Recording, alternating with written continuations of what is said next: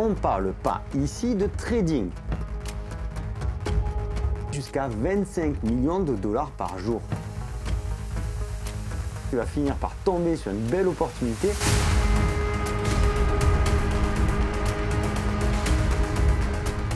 La méthode dont je vais te parler te promet des gains intéressants en crypto, voire très intéressants. Dans cette vidéo, on va rester assez pragmatique, assez logique. Et sache que cette méthode nécessite juste 4 qualités. La discipline, l'organisation, le sang-froid et la patience. On va faire un parallèle plutôt simple et tu vas rapidement comprendre où je veux en venir. Imagine que tu as besoin d'acheter un nouveau pantalon. Tu vas comparer les modèles mais aussi les prix. Bon, ok, je sais pas pourquoi un pantalon, j'aurais pu dire un polo ou je ne sais quoi, mais bon bref, on s'en fout. Donc tu vas forcément comparer les prix d'un même modèle. On est ok là-dessus. Tu vas faire plusieurs magasins, tu checkes sur le net et tu finis par choisir un pantalon à 59 €. Le meilleur prix que tu puisses trouver. Là, tu es content et tu vas pouvoir aller draguer en boîte de nuit. Non, mais c'est pas l'objet de la vidéo là. Bon, t'as compris l'idée, on va au prix le moins cher. Maintenant, imagine que ton pantalon que t'as acheté 59 € dans une boutique rue de la Loge à Montpellier par exemple, imagine que tu puisses le revendre dans une autre boutique 3 rues plus loin pour 65 €. Eh bien, tu prends 6 € au passage. Et est-ce que ça te dirait pas de répéter cette opération plusieurs fois? Genre, 10 pantalons, ça te fait 60 balles. Eh bien, c'est de ça dont on va parler dans cette vidéo.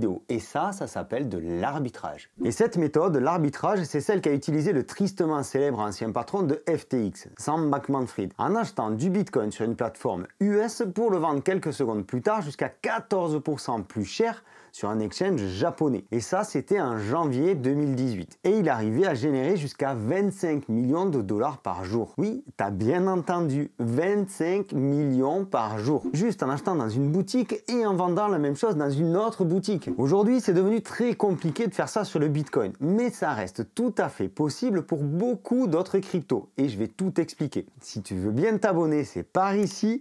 Lâchez un like et je t'en remercie. Ça met la chaîne en avant, ça permet à davantage de personnes de bénéficier de l'info et moi, ça m'encourage. L'arbitrage crypto consiste à profiter des différences de prix pour acheter une crypto sur un échange, puis la revendre sur un autre échange à un prix plus élevé. On ne parle pas ici de trading. L'arbitrage permet donc de bénéficier des différences de prix d'une même crypto sur différents exchanges. Alors tu vas me demander pourquoi les prix sont différents d'une plateforme à l'autre. Parce que les taux de change peuvent être variables, parce que la liquidité peut changer d'une plateforme à une autre, ou parce qu'il y a tout simplement trop peu de volume sur une plateforme. Il y a quantité de raisons, et je viens de te donner grosso modo les 3 principales. Dis-moi en commentaire si tu connaissais l'arbitrage, si tu en avais déjà entendu parler, et si tu as peut-être déjà fait des gains avec. Tu peux aussi rejoindre la communauté Objectif Lune sur Telegram, je te laisse le lien dans la description de la vidéo. Il y a plusieurs types d'arbitrage. Le plus simple, tu achètes d'un côté et tu revends de l'autre. Par exemple, tu achètes ton Bitcoin à 42 000 $ sur Binance et tu le revends 45 000 sur BitGet. Bilan de l'opération, 3 000 $. Tu peux aussi faire de l'arbitrage triangulaire et ce sur une même plateforme.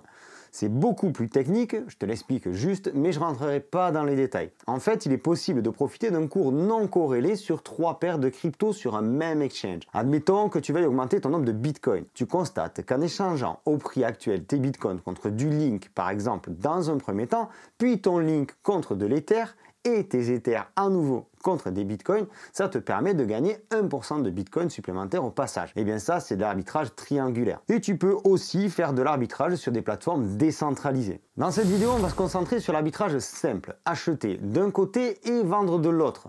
Avant de te montrer sur le PC comment ça fonctionne et comment trouver des opportunités d'arbitrage, il va te falloir un peu d'organisation et de préparation. Il te faut bien entendu t'inscrire sur beaucoup de plateformes, à commencer par les plus grosses comme Binance, Coinbase, Crypto.com, BitGet, Bybit, etc., etc. Oui, j'ai bien dit Binance, mais dans ce cas-là, ça peut être pratique. Mais aussi des plus exotiques, ce qui nécessite davantage de prudence et donc de modérer tes volumes. Je vais y revenir. Une fois que ça c'est fait, tu checkes les conditions de retrait et les conditions de dépôt de chacune des plateformes. Tu peux bien entendu tester, savoir si les retraits et les dépôts sont rapides ou pas.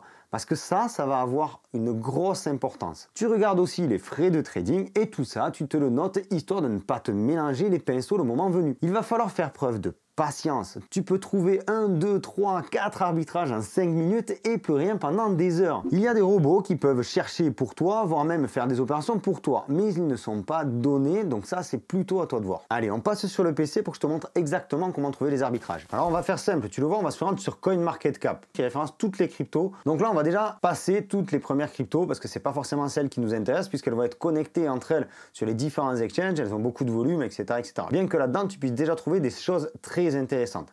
On va aller un petit peu plus loin et on va prendre dans les 200 ou 300. Allez, on va partir directement sur la 3e page et on va aller chercher des choses plus rock'n'roll. Donc ici, on va prendre Kaspa par exemple. Kaspa qui est une belle valeur aussi. Au cours de 45,53. On passe les zéros, ok? On va venir ici et on va trier par paire en USDT pour avoir tout le temps la même référence pour pouvoir bien comparer les prix selon les différentes plateformes. On voit ici qu'on a 45,58 sur KuCoin, on a 45,55 sur Lbank, 45,34 sur Xmomi. Par contre, on va sur Xmomi qu'on a très peu de volume. Donc ça, c'est peut-être pas forcément judicieux d'aller changer beaucoup de tokens ici. On va mettre affichage de 100, hop, donc là on a tout le monde, et là on va trier par prix. Donc on a un prix maximum de 45,65 sur Bybit, et un prix minimum de 43,97 sur Digifinex, sachant qu'on a quand même un volume de 172. On voit quand même qu'entre 43,97 et 43,65, on a 3,82% de différence. Donc ça veut dire que si vous achetez 100 balles de Kaspa sur Digifinex et que vous le revendez dans le même temps, dans un temps très court sur Bybit, vous allez faire un gain de 3,82% hors frais. C'est pour ça que les frais sont très importants. Il vous faudra prendre en compte aussi les frais de transfert de blockchain. Si votre token se trouve sur la blockchain Ethereum par exemple, vous allez avoir des frais qui sont énormes. Donc ça ne vaudra peut-être pas le coup. Il faut vraiment regarder toutes les parties avant de se lancer. Forcément, avec un peu d'habitude, ça se passe beaucoup mieux. Bien entendu, ce n'est pas un conseil financier et faites vous-même vos propres recherches et vos propres tests. On a ici une donnée qui peut être intéressante. Vous voyez le capital, pour que le prix monte de 2%, il faudrait que quelqu'un achète au prix du marché de 729 $. Et pour qu'il descende de 2%, il faudrait qu'il y ait quelqu'un qui vende pour 3773 $. Donc ça veut dire que là, on a quand même un cours qui est relativement sensible aux variations. On peut peut-être essayer de prendre quelque chose où il y a un petit peu plus, voilà, KuCoin par exemple, qui est un petit peu moins cher et qui nous offre quand même beaucoup plus de garantie. Donc là, on serait à 0,04558 et de l'autre côté, on va essayer d'aller chercher quelque chose d'un petit peu plus liquide, voilà, CoinEx. Et donc là, si on veut vraiment faire un arbitrage qui soit très peu risqué, on a une différence de 0,53% entre le prix d'achat et le prix de vente. Allez, on essaie notre token, ce sera peut-être plus parlant.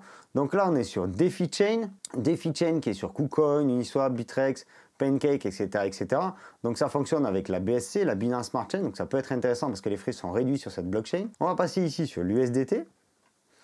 Et donc on trie le prix le plus élevé, 35,11 sur Bybit. Alors vous voyez quand même, il n'y a pas grand chose pour faire varier le cours. Donc il y a peu de liquidité, on est quand même sur 34,91 sur KuCoin. Et on se retrouve avec un prix d'achat plus bas à 0,3462 sur Bitmart. Ce qui nous fait une différence de 0,84%. Là aussi, ça reste relativement intéressant. On ne va pas avoir tous les jours des 14%. On a ici un autre token qui pourrait être intéressant, le Coin98. Donc vous le voyez ici, donc on va laisser tomber Poloniex puisqu'il n'y a pas du tout de volume. Top Crédit, je ne sais pas trop ce que c'est, ça ne me plaît pas. On va partir sur Binx ou KuCoin, 13,31. C'est propre et on va aller chercher un prix d'achat moins élevé.